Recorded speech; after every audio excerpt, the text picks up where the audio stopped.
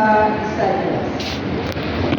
Sunod sa tuig nga namatay si Haring Josias, nakita ko ang Ginoo nga naglingkod sa usa ka trunong habog kaayo.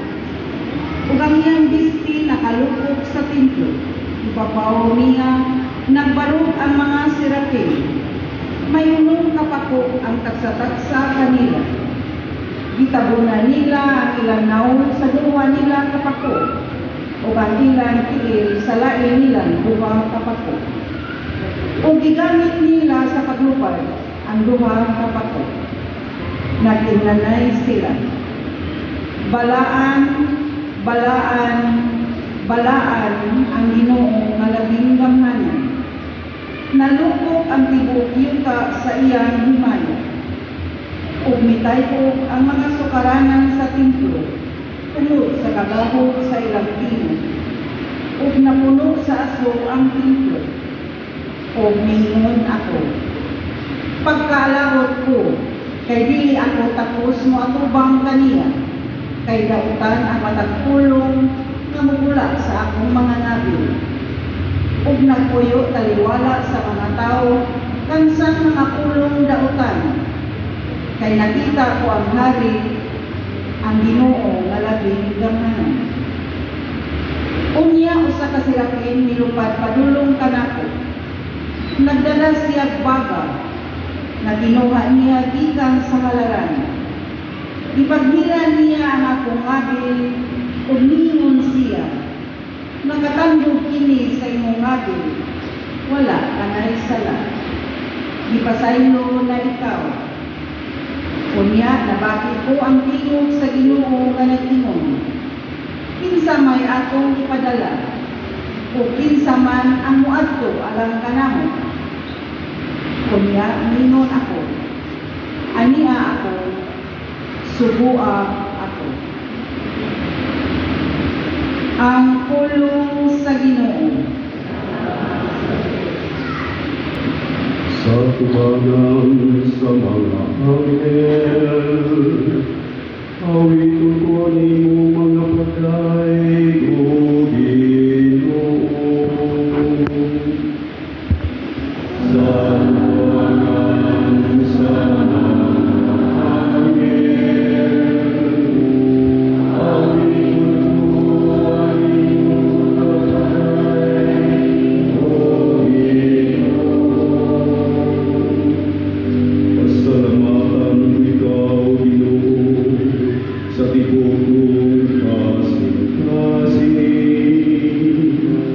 Kayo, Ginoo, mga pulong sa kumbaba, sa tumagang sa mga anghel, awiton ko ang imong patay. Magasimba ko sa imong balaan nga templo. Pasalamatan ko ang iyong ngalan.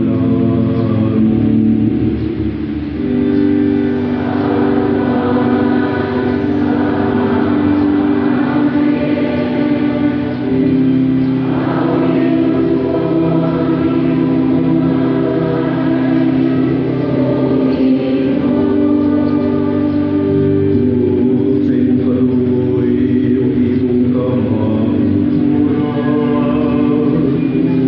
kayo ipadala labaw sa kalangitan, ang iyong ngalan ang iyong saan. Sa akong pagsampi, ipatilimugan mo ako. Imong gilikon, sulod sa akong kaugalingon.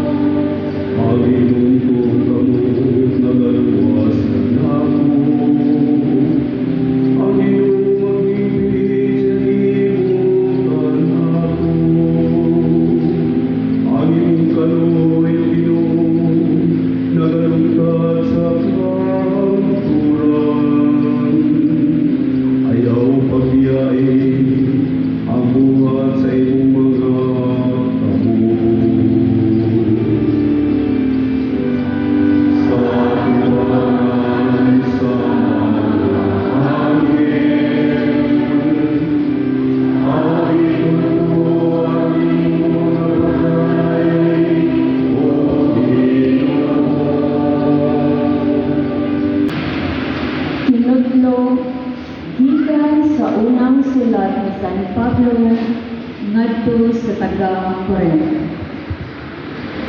Mga igsuon, pahinumduman ko kamo sa maayong balita nga giwali ko kaninyo ug inyong gidawat nga maoy nakapalig-on sa inyong pagtuo. Mao kana ang ebanghelyo, ang mensahe nga akong giwali kaninyo. Maluwas kamo pinaagi sa ebanghelyo kung magpabilin kamo niini nga malig-on. Gawas kung taphaw lamang ang inyong pagtuo. Gitudlong ko kaninyo ang akong nadawat nga hinungdanon kaayo o kini mao nga si Kristo namatay alang sa atong mga sala, sumala sa nisulat sa kasulatan. Gilubong siya ug sa ikatulo ka adlaw gibanhaw, sumala sa nisulat sa kasulatan. Ug nga nagpakita siya kang Pedro, ug unya sa napulong duha ka mga apostoles. Unya sa usa ka higayon, nagpakita siya sa kapin sa 5 kagatos sa iyang mga sumusunod, ug kadaghanan kanila buhi pa. Unya nagpakita siya kang Santiago ug sa tanang mga apostoles. Ug sa katapusan, nagpakita usab siya kanako, bisan tuod natawo ako sa talagsaong paagi. Kay ako ang labing ubos sa tanang mga apostoles. Dili gani ako angay nga tawag apostol, kay gilutos ko man ang simbahan sa Dios. Apan pinaagi sa grasya sa Dios, ako nahimong mao ako karon, ug ang grasya nga iyang gihatag kanako wala gayud maghawod. Labaw ako naghago kaysa ubang mga apostoles, bisan tuod dili kini bunga sa akong pagpalingkamot, kundi sa grasya sa Dios nga nagbuhat sa sulod nako. Busa dili hinungdanon kung kini gikan ba kanako o kanila, kundi nga kini mao ang among giwali o inyong gituuhan. Ang pulong sa Ginoo.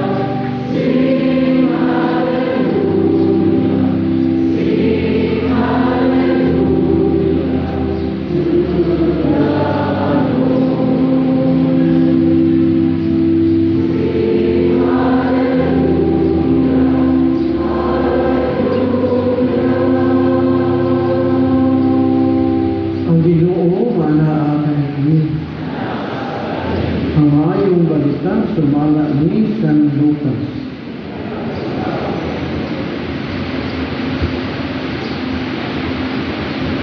Usa ka adlaw ni ana nagtindo si Jesus daplin sa lalaw sa Nazaret. Samtang nagtinugay ang mga tao pagduol kaniya aron pagpamakit sa pulong sa Dios.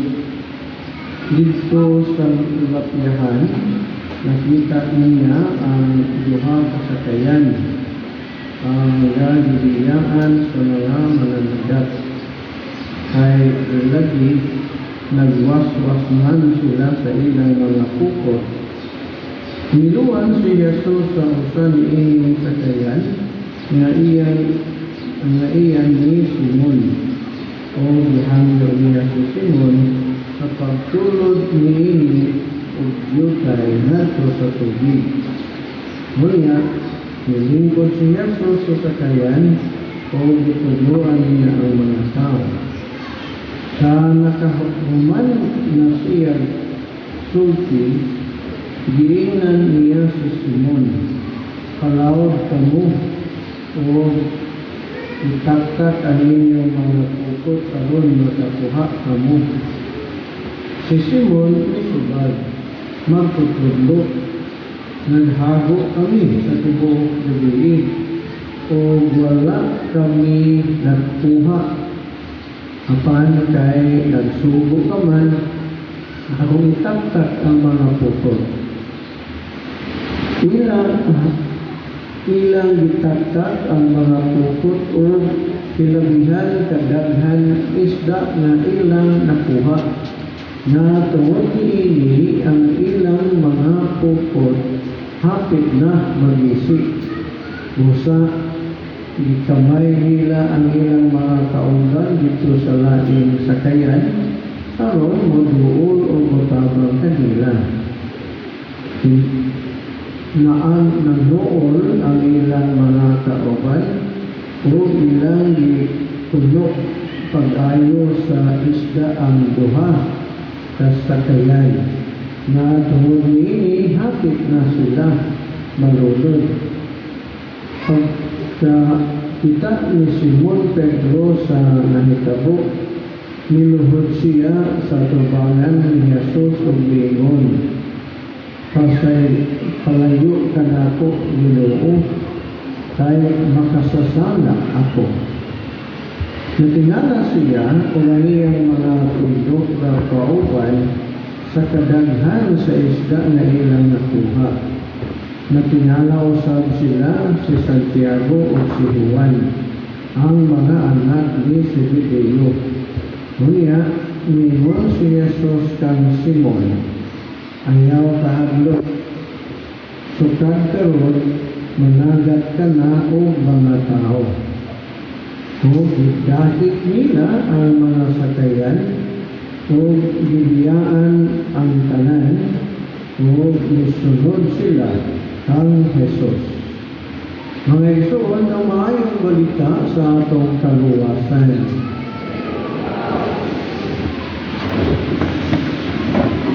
Ipadangatan kita ni San Lucas nining maong maayong balita mahitungod sa nahitabo kanila na naiwan-uban sa Panginoong Jesucristo ni padayon iyang misyon dinhi sa kalibutan. Lagi tay puot niya na ang katawhan makakaon sa pagpahigayon sa kalibutan na sumpay sa ginharian sa langit.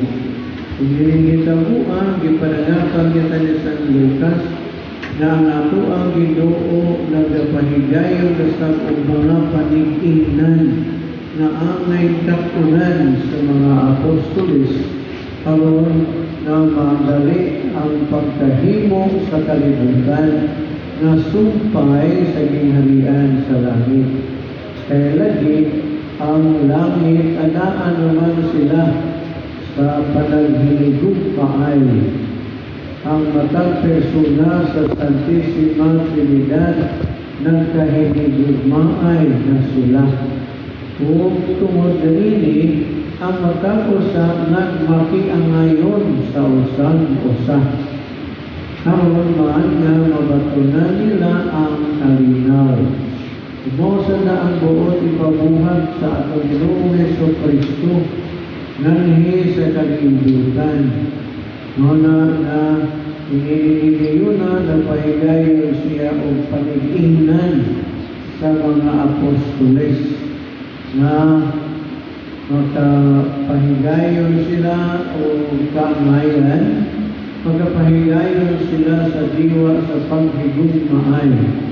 Ilunggan na iyahang ipakuha kanila ang daghang isda na nakapapuno sa ilahang sakayan. Sa tubong tuyo na magmalinawon sila o mag-ana ang kanunay sa pag-andam sa ilahang mga pagkaon, ginamit ang ipadalat sa atong Ginoong Hesus Kristo. Aron man na magmalinawon dayon sila.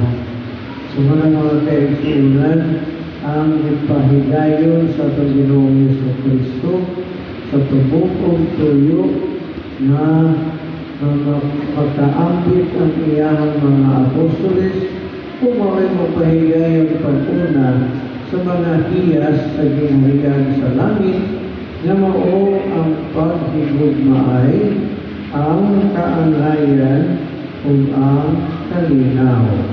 Amen.